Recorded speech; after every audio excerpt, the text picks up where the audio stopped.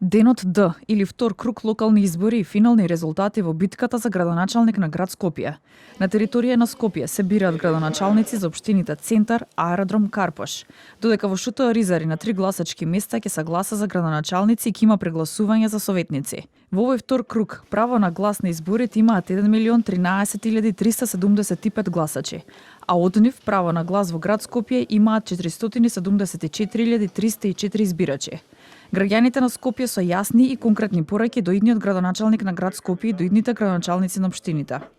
Се што е во интерес на граѓаните, но не политиката. Градов да го очистат, да личи на град Скопје. Да преземат акции за средување на состојбата и во општината и во градот околу чистоќата. Треба да ги слушаат граѓаните. Да бидат цела младина вработена. Повеќе паркези, конкретно за аеродром. Многу ќе ветат, нешто ако реализираат, добро ќе биде. Да се подобри малце животот на селбава. Да биде на подобро.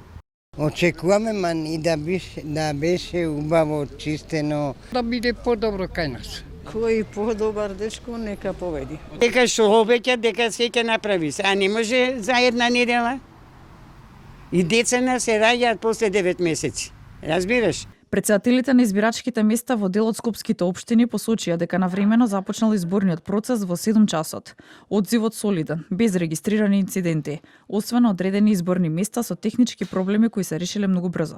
Гласањето уредно си започна. Гласањето си е почнато на време во 7 часот. Нема никакви проблеми. Се е во ред, на време се отворени 78 избирачки места. Дали до сега регистрировте можеби некои инцидент или нерегуларности? Не. Ние имаме вкупно 522 гласачи на нашиот глас. Некои гласачи не ги пронаоѓа преку отпечаток од прст, ги бараме преку матичен број. Немаше никакви проблеми. Новогодинешните 8 поред локални избори во трката за градоначалник на град Скопје во првиот круг имаше најмногу, односно 16 кандидати.